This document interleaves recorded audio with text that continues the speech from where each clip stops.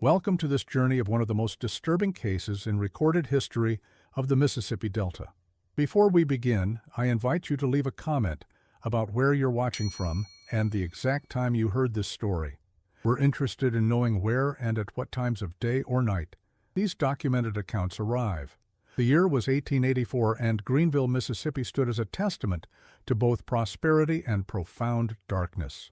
The sprawling cotton fields that dominated the Delta landscape concealed more than just the labor of sharecroppers and farm hands. Among the grand plantation homes that dotted the riverbanks of the Mississippi, one particular residence became the epicenter of what locals would later refer to, only in hushed whispers, as the anatomical incidents. Dr. Thaddeus Montgomery Blackwood was not a man born to the Delta.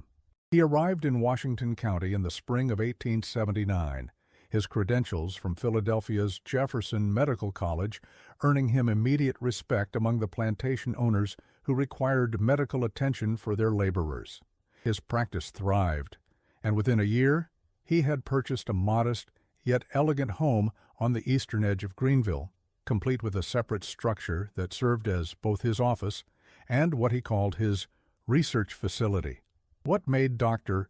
Blackwood's arrival particularly noteworthy was the timing. The Reconstruction era was waning, and the Delta was experiencing significant social upheaval. Former enslaved individuals who had gained freedom were now facing new forms of control through sharecropping systems and oppressive laws. Medical care for these individuals was often rudimentary at best, non-existent at worst. Blackwood, however, offered his services to all, a fact that initially earned him both admiration from some quarters and suspicion from others. The doctor cut an imposing figure, tall and lean with a meticulously trimmed beard that was beginning to show traces of gray despite his relatively young age of 42. Those who encountered him professionally often remarked on his unusually penetrating gaze and the precision with which he conducted every aspect of his practice. His office, according to accounts from patients recorded in later investigations, was maintained in a state of immaculate order, with instruments arranged in perfect symmetry and medical texts aligned with mathematical exactitude. County records from 1880 indicate that Blackwood petitioned the local government for a special license to conduct anatomical studies for the advancement of medical knowledge. The petition was granted with little scrutiny, as the town's leadership was eager to attract educated professionals to their growing community. The petition document, preserved in the Washington County Historical Archives, contains a notable passage in which Blackwood argues that the unique confluence of climate, diet, and living conditions in the Delta presents unprecedented opportunities for medical discovery that could benefit all of humanity. The doctor's reputation grew steadily over the next 2 years. His apparent success in treating various ailments led many plantation owners to contract him exclusively for medical services. According to financial records later examined by investigators, his income tripled between 1880 and 1882, allowing him to expand his facilities and import specialized equipment from as far away as Vienna and Edinburgh, cities known for their advanced medical institutions. What few people knew, however, was that Dr. Blackwood's interest in medicine extended far beyond conventional treatment. According to a journal discovered decades later during renovations to the property, his true fascination lay in what he called comparative human physiology, a euphemism for something far more disturbing. The journal, bound in dark leather and written in a precise, slanting hand, contained detailed hypotheses about human pain thresholds, endurance limits, and psychological breaking points, all described with clinical detachment that made the content all the more chilling. One entry from September 1881 reads, "Traditional medical education remains hampered by outdated moral constraints. True understanding of human physiology can only be achieved through direct and sustained observation of living tissue under varying conditions. The morbid fear of causing discomfort prevents scientific advancement. Here, away from the restrictive oversight of medical societies, real progress becomes possible." The first indication that something was amiss came in the winter of 1882. A local newspaper, the Greenville Times, published a small notice regarding the disappearance of Jackson Miller, a former enslaved person who had been working as a farmhand at the Oakwood plantation. The notice was brief, merely stating that Miller had not reported for work for 3 consecutive days and was presumed to have left the area. Such notices were not uncommon in the post-war South, as many formerly enslaved people sought better opportunities elsewhere or fled continuing oppression. What made Miller's case unusual, however, was that he had recently been treated by Dr. Blackwood for what was described as respiratory distress. According to testimony later collected by a private investigator hired by Miller's family in 1889, Miller had told his wife that the doctor had given him a peculiar tonic that made him feel hollow inside. Miller's personal effects remained in his cabin, including a small sum of money he had been saving, suggesting he had not planned to leave. His wife, Sarah, reported that on the evening before his disappearance, Miller had complained of unusual numbness in his extremities and had experienced difficulty speaking. Symptoms consistent with what later analysis would suggest were the effects of Blackwood's preparation tea. The Oakwood plantation ledgers, which survived a fire in 1910 and are now preserved in the Mississippi State Archives, contain an entry dated 2 days after Miller's disappearance. It notes a payment of $20 to Dr. Blackwood for medical consultation regarding the departure of J. Miller. This curious phrasing would later be interpreted as evidence of plantation owner Jonathan Oakwood's possible complicity in Miller's fate. Throughout 1883, similar disappearances began to occur with disturbing regularity. Washington County records show that between February and November of that year, 11 individuals vanished from the surrounding plantations. All were adults who had been recently treated by Dr. Blackwood. All vanished without collecting wages owed or taking personal belongings. And perhaps most tellingly, all disappearances occurred during moonless nights, a detail that would later feature prominently in local superstitions surrounding the case. The pattern of these disappearances followed a discernible geographic progression, moving clockwise around Greenville in an ever-widening spiral. This methodical approach, later noted by investigators, suggested a calculated effort to avoid drawing attention to any single area. The disappearances also coincided with Blackwood's documented medical visits, though this connection was not recognized at the time. The local authorities, however, showed little interest in investigating these cases. Sheriff Thomas Wilkins, whose detailed daily logs still exist in the county archives, made only passing references to these disappearances. In one notation from June 1883, he wrote, "Another field hand from Riverside gone, probably headed north like the others. No investigation warranted at this time." Later entries show increasingly cursory acknowledgments of reported disappearances, suggesting a deliberate pattern of neglect that would later be explained by financial connections between Wilkins and Blackwood. Dr. Blackwood's standing in the community remained unquestioned throughout this period. In fact, his reputation seemed to grow. In April 1883, he was invited to address the Greenville Medical Society on advances in surgical techniques, and in October of that same year, he was appointed to the board of the newly established Delta Regional Hospital.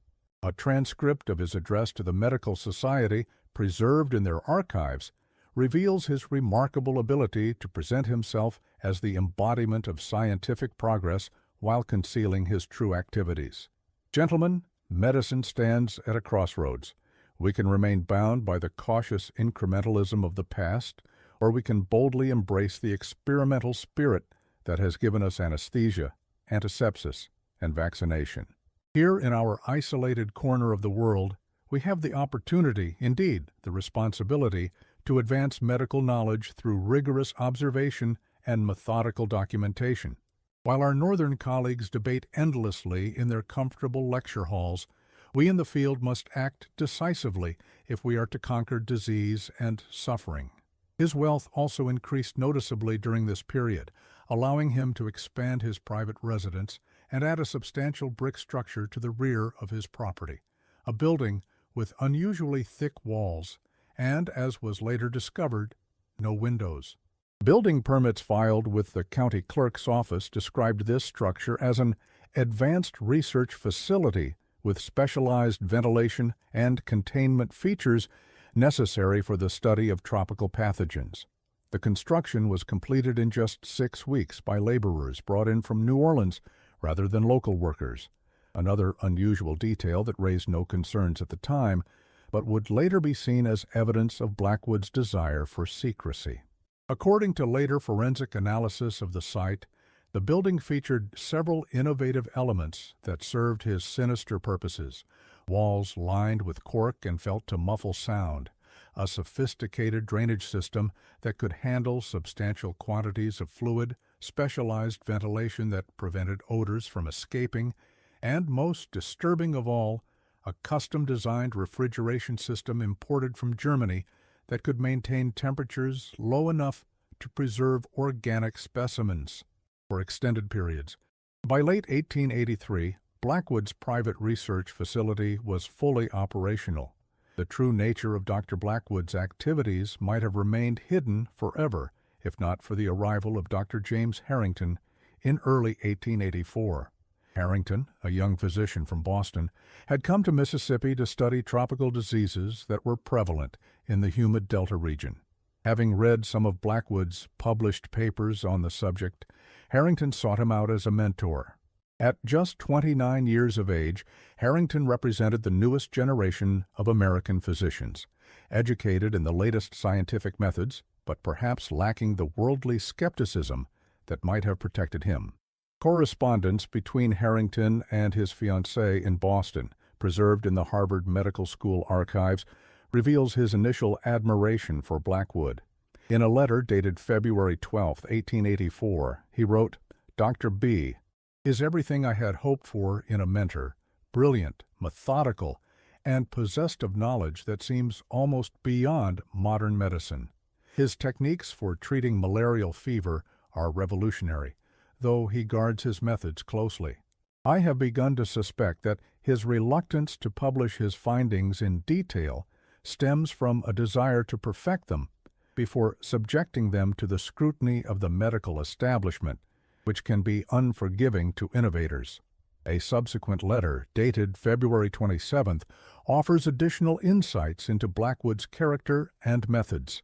The doctor keeps a curious schedule, often working through the night and sleeping during daylight hours. He explains this as a habit formed during his time studying in Vienna, but I wonder if there is more to it. His laboratory is equipped beyond anything I have seen outside of the most prestigious institutions, with devices whose purposes I cannot even guess. When I inquire about them, he merely smiles and says, "All in good time, my young colleague, all in good time." However, Harrington's tone changed dramatically in the weeks that followed. A letter from March 4th contains a passage that would later prove crucial. There is something unsettling about the doctor's research facility. He refuses me entry to certain rooms, claiming they contain sensitive experiments. Last night, while assisting him with a patient suffering from lockjaw, I noticed unusual tools that seemed more suited to a butcher than a physician. When questioned, he became uncharacteristically defensive. More disturbing still, the patient, a man named Joseph Williams who works at the Riverdale plantation, seemed unusually fearful of the doctor, despite having supposedly sought his help voluntarily. His eyes followed Blackwood with a terror that seemed disproportionate to his condition. By mid-March, Harrington's letters show increasing concern. On March 18th, he wrote, "I have begun keeping a separate journal of observations regarding Dr. B's practices. There are discrepancies in his patient records that cannot be explained by mere carelessness. Individuals listed as having received follow-up treatments have no recollection of such visits when I speak with them directly. Others, marked as fully recovered, are nowhere to be found when I attempt to verify their progress. I am careful not to reveal my suspicions to the doctor, but I fear my inquiries have not gone unnoticed. Twice this week I have returned to my lodgings to find subtle signs that someone has been through my papers. His final letter to his fiancée, dated April 17th, reveals how deeply his suspicions had developed. I can no longer ignore my suspicions. The doctor's treatment records do not match the outcomes he claims. Patients he lists as recovered and relocated are nowhere to be found. Yesterday, I discovered a hidden compartment in his desk containing diagrams of human anatomy unlike any I have seen, with annotations that suggest horrific experimentation. Most disturbing of all was a ledger with names, dates, and notations that appeared to track some kind of systematic process. Next to some names were notes such as exceptional tolerance, extend procedure, or vocal response terminated at 43 minutes. I have arranged to meet with Sheriff Wilkins tomorrow, though I doubt he will take action. If he refuses, I shall telegraph the state authorities. I fear for my safety, dear Elizabeth. If anything should happen to me, please ensure this letter reaches my father. He will know what to do. The letter was never sent. It was found among Harrington's effects after his disappearance, sealed but unaddressed, as if he had been interrupted before he could complete it. That meeting with Sheriff Wilkins never took place. On the morning of April 19th, Harrington failed to appear for his scheduled rounds at the hospital. His lodgings showed signs of hasty departure, clothes laid out, a half-eaten meal on the table, but no indication of where he had gone. Sheriff Wilkins' log for that day mentions a brief inquiry into the whereabouts of Dr. H., but concludes that the young physician had likely returned north without notice, as these Yankee types often do. What the log doesn't mention is that Wilkins met with Blackwood that same afternoon, spending nearly 2 hours at the doctor's residence according to a witness account later provided by Wilkins's deputy. In the days following Harrington's disappearance, Dr. Blackwood displayed no outward concern. Hospital records show that he volunteered to take over Harrington's patients, explaining to the hospital administrator that his young colleague had received an urgent family summons requiring his immediate return to Boston. To lend credibility to this story, a telegram arrived at the hospital 3 days later, purportedly from Harrington's father, thanking the staff for their understanding of his son's sudden departure. This telegram was later proven to be fraudulent, but at the time, it successfully ended any questions about the young doctor's absence. The turning point came on May 30th, 1884, during an unseasonably violent storm that caused the Mississippi River to overflow its banks. The floodwaters reached many parts of Greenville, including Dr. Blackwood's property. According to accounts in the Greenville Times, the brick structure behind Blackwood's house was particularly affected, with one wall partially collapsing under the force of the water. Meteorological records from the period indicate that this was the most severe flooding the area had experienced in over 20 years, with rainfall exceeding 16 inches in a 48-hour period. It was Thomas Jackson, a municipal worker assigned to assess flood damage, who made the discovery that would finally expose Blackwood's activities. In his sworn statement, preserved in county records, Jackson described entering the damaged structure to evaluate its stability. What he found inside would haunt him for the rest of his life. The room had shelves along all walls, Jackson testified. On these shelves were dozens of glass jars containing what appeared to be human organs, all preserved in some kind of solution. Each was meticulously labeled with dates and what looked like catalog numbers. In the center of the room stood a large table with leather restraints at each corner. The floor beneath had drainage channels leading to a central pipe. The stench was unbearable, a mixture of chemicals and something far worse. Most disturbing of all were the drawings on the walls, detailed anatomical sketches showing procedures I cannot bring myself to describe, even in this official capacity. Jackson immediately reported his findings to Sheriff Wilkins, who, perhaps realizing that this discovery was too significant to ignore, or perhaps fearing that his own connections to Blackwood would be exposed if he failed to act, organized a search of the entire property. What they found in the coming days revealed the full extent of Dr. Blackwood's horrific work. A hidden cellar beneath the main house contained carefully organized notebooks detailing years of what Blackwood termed anatomical research. The notebooks, excerpts of which were later published in the Memphis Daily Appeal, though the most disturbing details were omitted, revealed that Blackwood had been conducting systematic experiments on individuals under the guise of medical treatment. The cellar also contained a variety of specialized instruments, many of which appeared to be custom-made, according to designs sketched in Blackwood's notebooks. These included devices described in the sheriff's inventory as implements for the separation of tissue layers while preserving nerve connections and graduated compression apparatus with measurement gauges. His methodology was as calculated as it was horrifying. According to the notebooks, Blackwood would identify potential subjects among his patients, particularly selecting those who had few family connections or whose disappearance might go unquestioned. He would administer a compound of his own creation, referred to in his notes only as preparation T, that would induce a state resembling death but leaving the victim fully conscious and capable of sensation.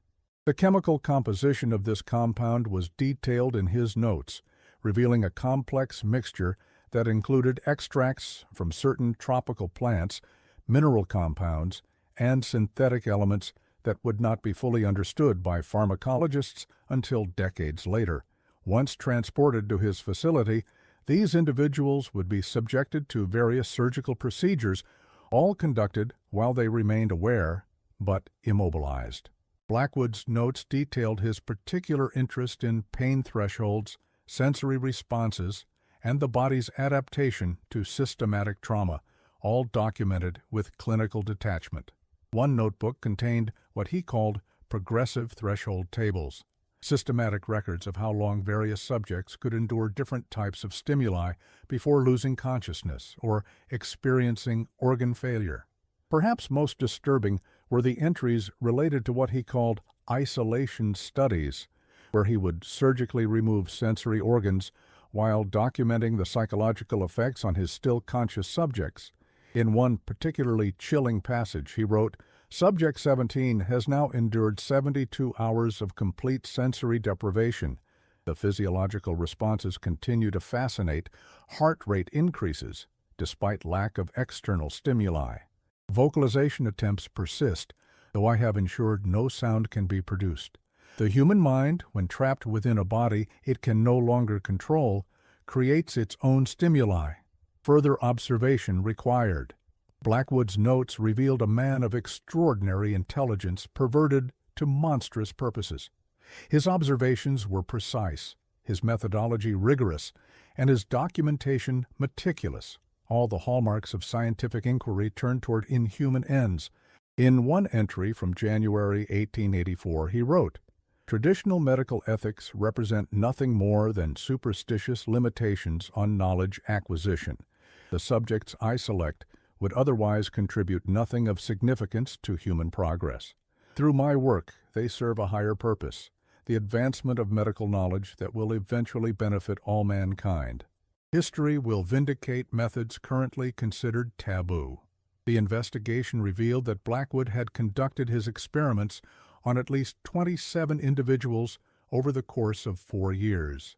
Among the victims positively identified were Jackson Miller, the first to disappear, and Dr. James Harrington, whose suspicious nature had ultimately led to his demise.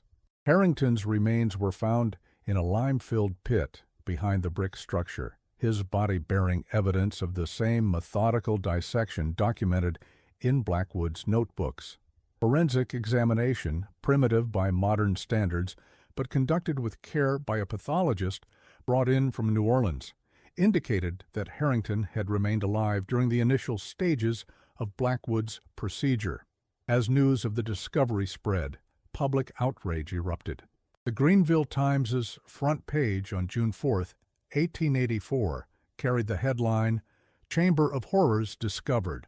Respected Physician Revealed as Monstrous Experimenter." The article described Blackwood as having conducted atrocities reminiscent of the darkest chapters of medieval torture, all under the guise of medical advancement. The newspaper account noted that crowds had gathered outside Blackwood's property, necessitating the deployment of additional law enforcement to secure the scene and prevent vigilante action. The Memphis Daily Appeal, in its June 6th edition, provided even more sensational coverage. Dr. Blackwood, once esteemed by Greenville society, has been revealed as a monster in human form whose acts of barbarity surpass comprehension. His victims, systematically selected and subjected to procedures too horrific for a complete description, in a family newspaper, may number in the dozens.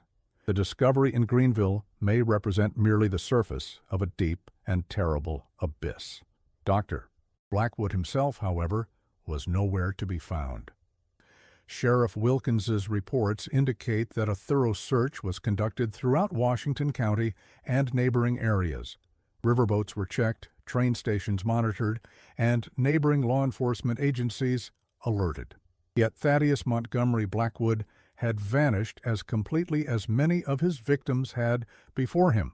The last confirmed sighting of Blackwood came from Edward Johnston, a steamboat pilot who reported seeing the doctor boarding the riverboat Mississippi Queen at around midnight on May 30th, the very night of the flood that had exposed his activities. Johnston's statement, taken on June 7th, described Blackwood as carrying a single black medical bag and wearing a dark coat, despite the warm weather. He seemed unusually agitated but maintained his typically formal demeanor.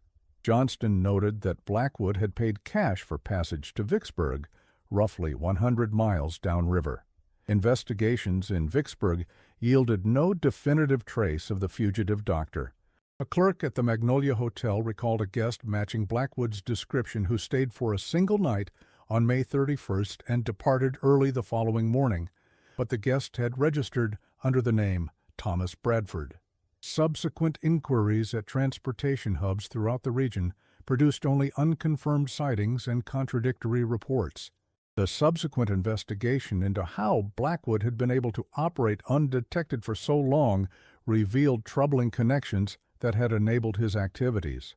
Financial records showed substantial payments from Blackwood to Sheriff Wilkins over the previous 3 years, explaining the lawman's reluctance to investigate the disappearances. 3 members of the town council had also received regular payments disguised as consultation fees. All were immediately removed from their positions, though legal consequences were notably minimal. Wilkins resigned his position but was never prosecuted, while the council members claimed they had believed the payments were legitimate compensation for medical advice provided to Blackwood. The most disturbing revelation came from Blackwood's personal correspondence, found hidden in a compartment beneath his bedroom floor. Letters dating back to 1877 revealed that Blackwood had been in communication with a group that referred to themselves only as the Physiological Society, based somewhere in New Orleans. One letter, dated December 1882 and signed only with the initial L, praised Blackwood's significant contributions to our understanding of human adaptability and threshold tolerance. The writer encouraged him to continue the essential work, as the knowledge gained will revolutionize medical science, even if the methods must remain our secret for generations to come. The letter also made reference to similar research outposts in Louisiana, Alabama, and Texas, though no names or specific locations were provided. The letters suggested that Blackwood's work in Mississippi was part of a larger coordinated effort to conduct anatomical experiments throughout the South, taking advantage of the region's social upheaval and systemic inequities. The existence of this wider network prompted authorities to issue alerts throughout the southern states, but no conclusive evidence of other operations was ever found, at least not officially. Rumors and newspaper accounts from the period suggest that several unexplained disappearances and unusual deaths in Baton Rouge, Mobile, and San Antonio may have been connected to Blackwood's associates, but these connections were never definitively established. The case took another turn in October 1884, when a steamboat captain reported encountering a man matching Blackwood's description in Baton Rouge, Louisiana. According to the captain's statement, the man was traveling with an unusual amount of luggage and had arranged passage to Havana, Cuba. Louisiana authorities attempted to intercept him, but by the time they arrived, the ship had already departed. The captain's description was detailed enough to be compelling.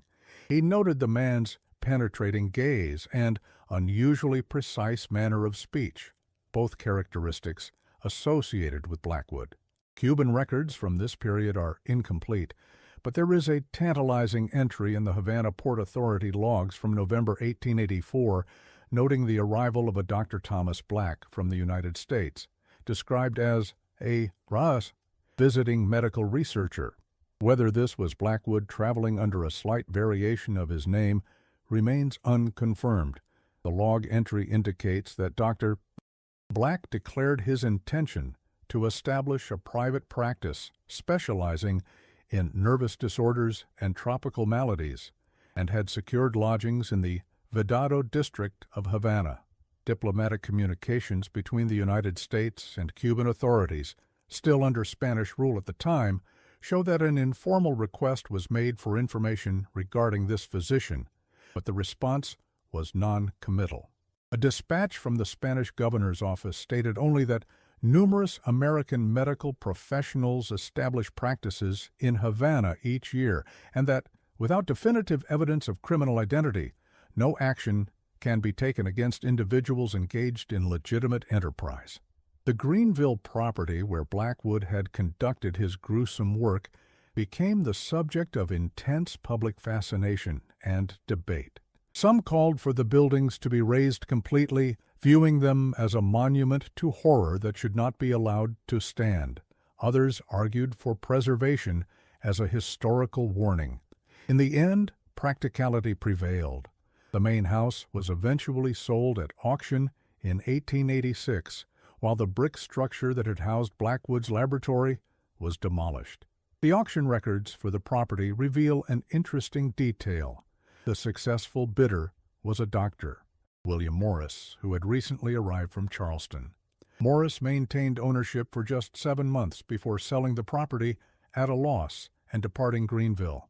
Local rumors suggested that Morris had been unable to sleep in the house due to unexplained disturbances, doors opening and closing without cause, the sound of footsteps in empty rooms, and most disturbingly, what he described to a neighbor as voices pleading for release.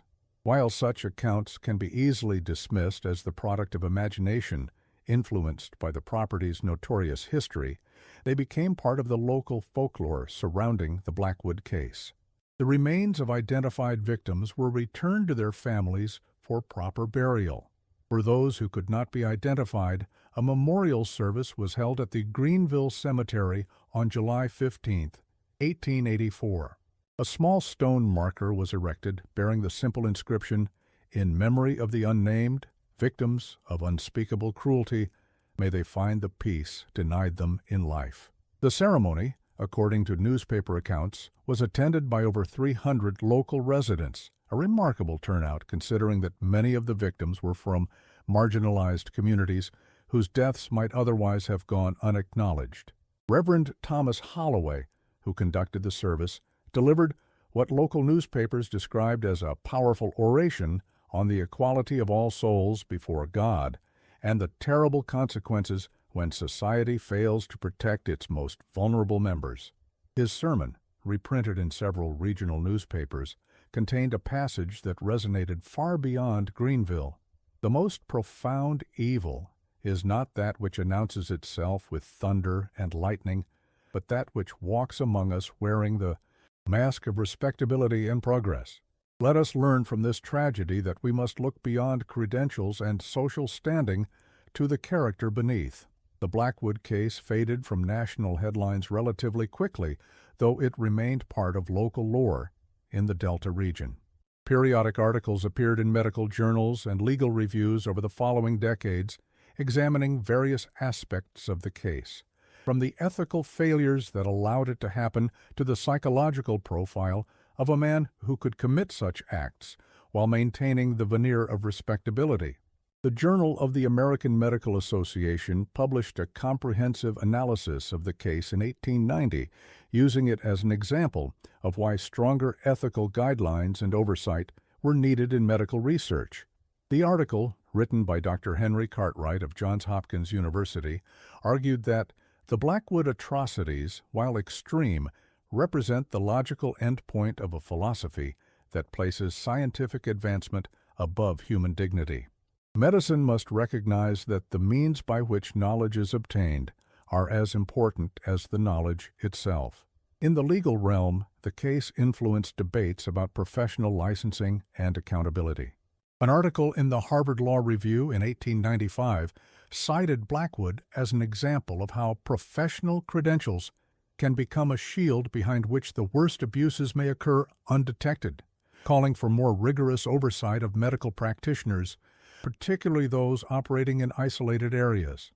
In 1919, a promising lead emerged when authorities in Argentina arrested a physician operating under the name Dr. Theodore Black for suspicious deaths at a remote clinic near Cordoba. The physician's age and physical description matched what Blackwood would have been by that time, and his methods, particularly his interest in nervous system experimentation, bore striking similarities to Blackwood's documented approach. However, before a full investigation could be conducted, the suspect died in custody, reportedly from self-administered poison. Without definitive identification, the connection to Blackwood remained speculative. The circumstances of Dr. Black's death in Argentina added yet another layer of mystery to the Blackwood saga. According to the official report filed by Cordoba authorities, the prisoner was found dead in his cell the morning after his arrest, with traces of an unidentified toxin in a small vial clutched in his hand. Most striking was the note found on his person, written in English. The work continues elsewhere. What was begun in the Delta now spans continents. Knowledge advances despite the limitations of conventional morality. The handwriting was later compared to samples of Blackwood's medical notes, with experts noting significant similarities, though not conclusive proof of identity. The most comprehensive examination of the case came in 1952, when historian Margaret Simmons of Ole Miss University gained access to previously sealed court documents and conducted extensive interviews with elderly Greenville residents who still remembered the events of 1884. Her resulting monograph, The Anatomist of Greenville, Medicine, Morality, and Murder in the Post-Reconstruction Delta, provided the most complete account of Blackwood's crimes to date. However, the university press deemed certain details too disturbing for publication, and Simmons's complete, unedited manuscript was archived rather than published in full. Simmons' research uncovered several details previously unknown to the public.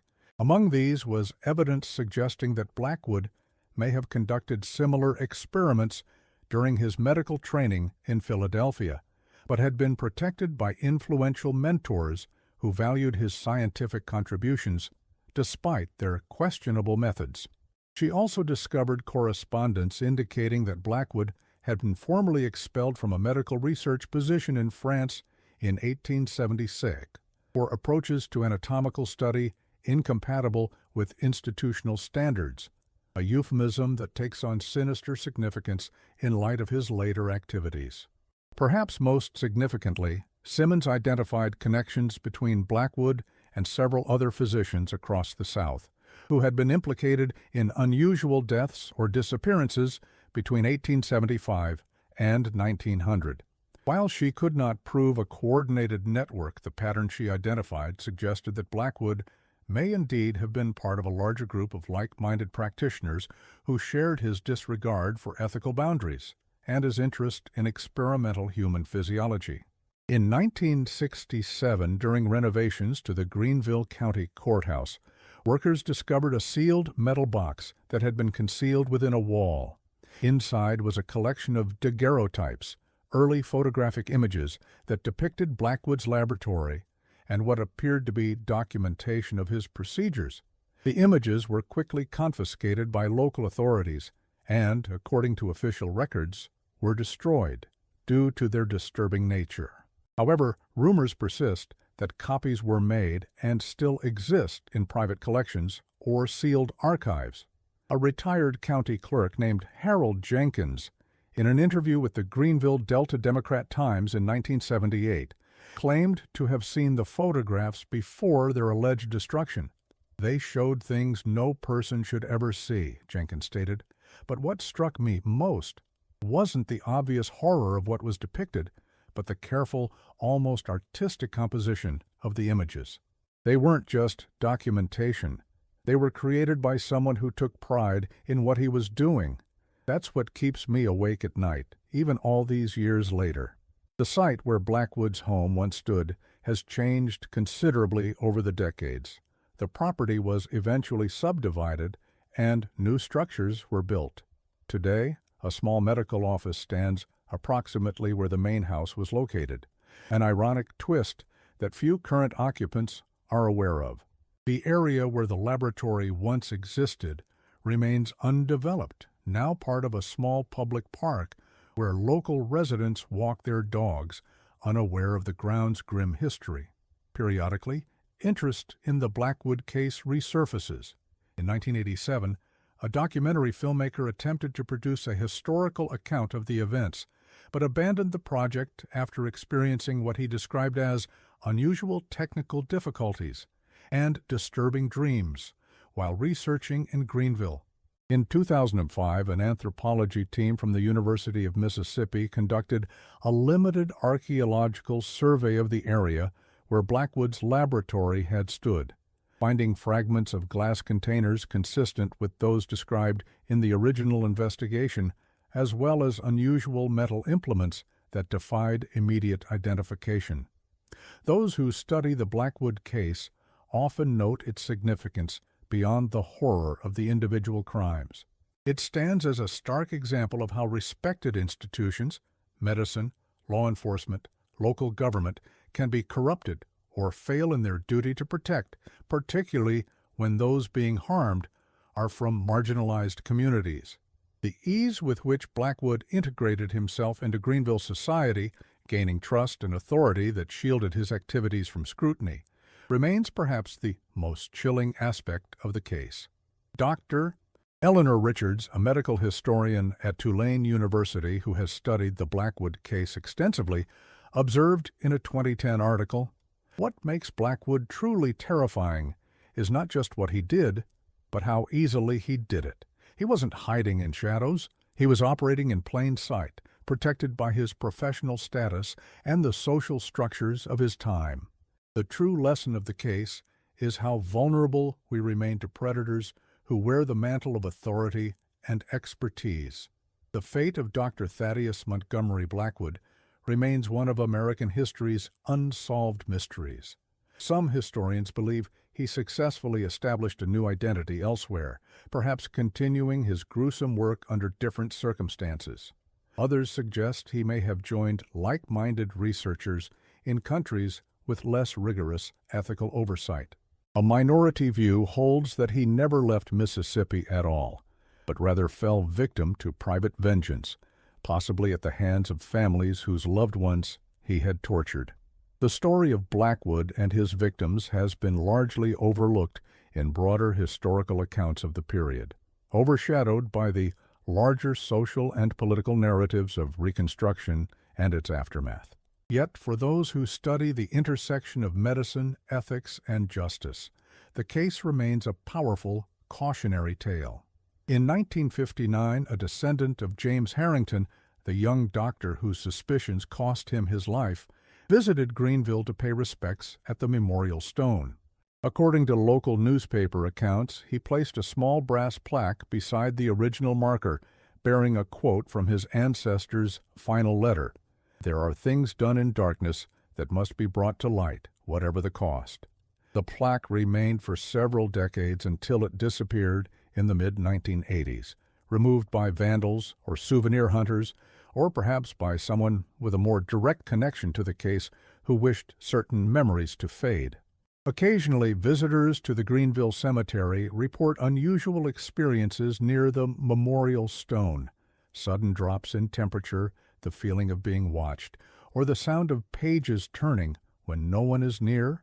While such accounts are easily dismissed as products of suggestion or imagination, they speak to the lasting impact of events that unfolded over a century ago. Local tour guides include the memorial on haunted history walks, though they typically present a sanitized version of the Blackwood story, focusing on the mystery of his disappearance rather than the details of his crimes. The physical evidence of Blackwood's activities has largely disappeared. The instruments found in his laboratory were initially preserved as evidence but were eventually destroyed in a courthouse fire in 1931.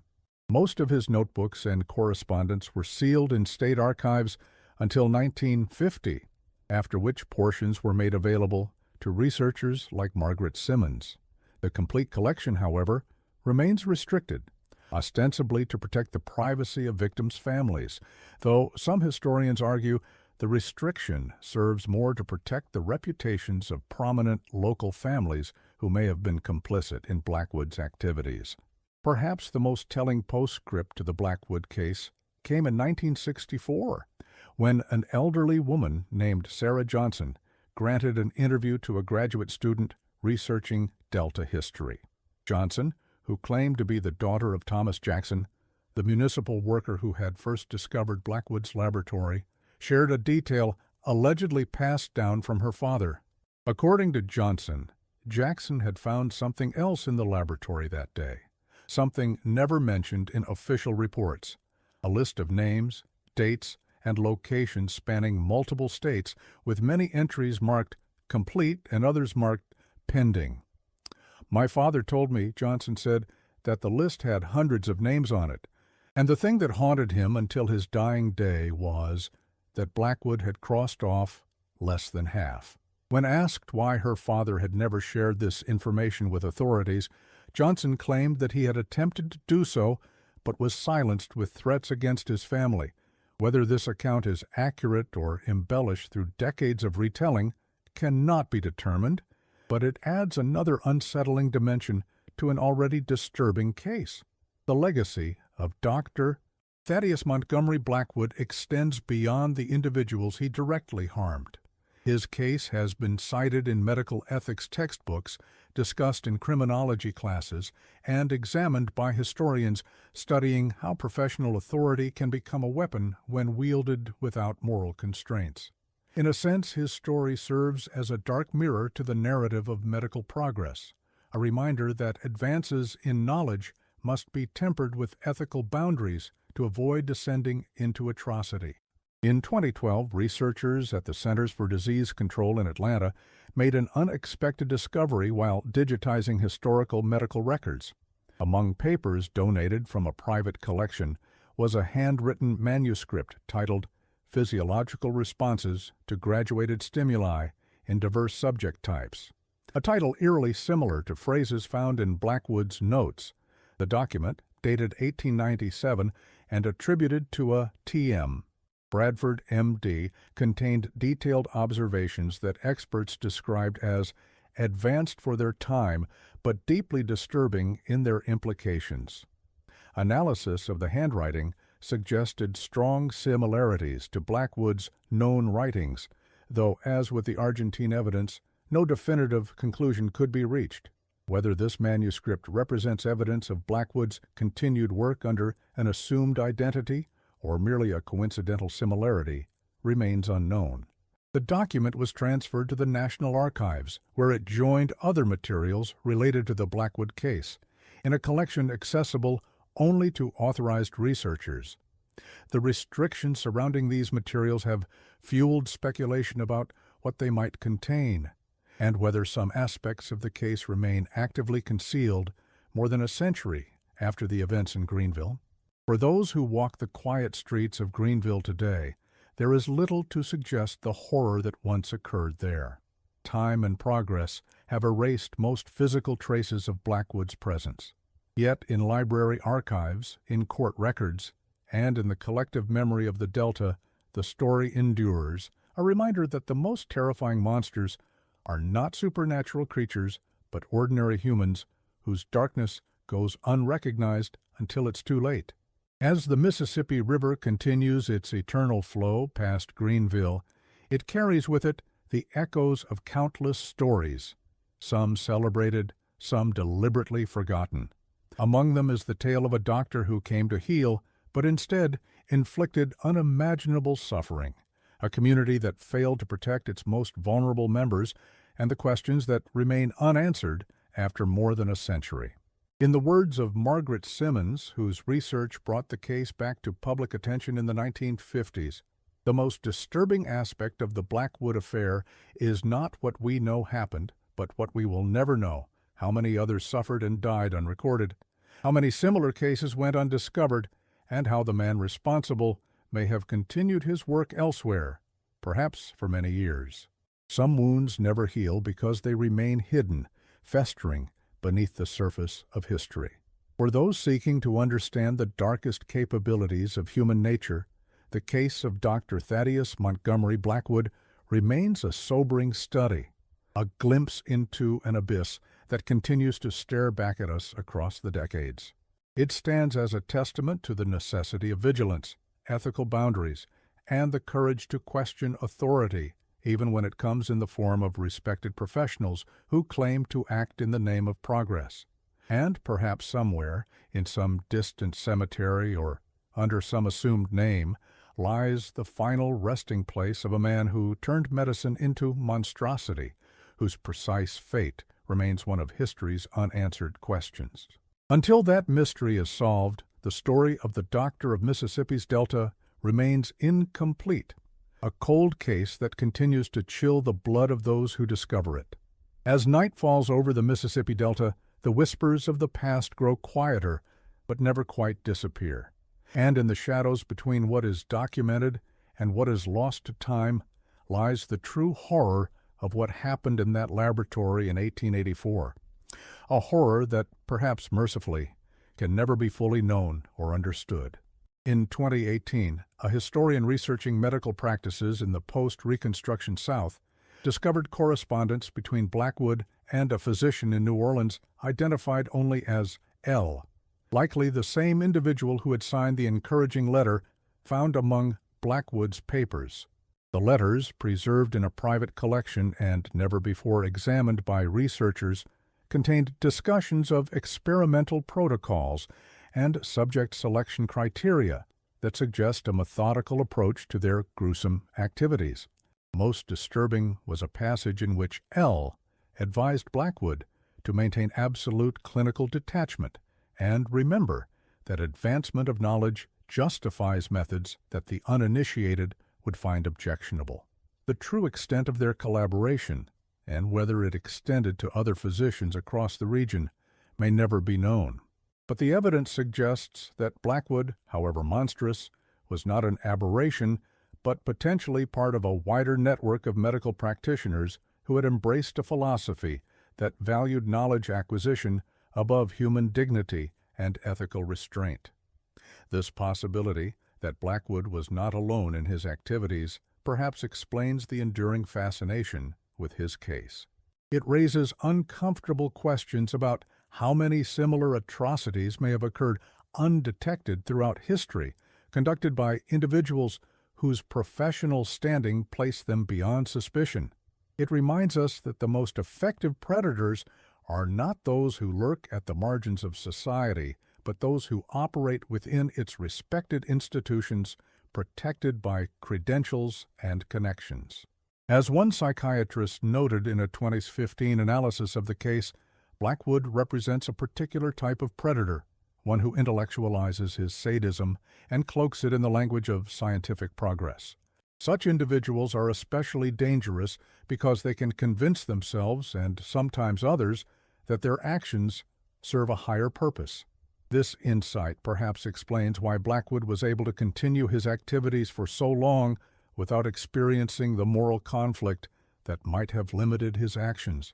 The legacy of the Blackwood case lives on in medical ethics curricula, in historical analyses of professional authority, and in the collective memory of a community that experienced firsthand how easily evil can disguise itself behind a facade of respectability and scientific purpose, It stands as a reminder that progress without ethical boundaries is not progress at all, but merely sophisticated barbarism, and somewhere perhaps the ghost of Dr. Thaddeus Montgomery Blackwood still walks, not as a supernatural specter, but as a cautionary tale of what happens when intelligence and skill are divorced from compassion and moral restraint. His story reminds us that the most important question in scientific and medical advancement is not can we, but should we? A lesson written in the blood of those who suffered at his hands in that quiet corner of the Mississippi Delta so many years ago.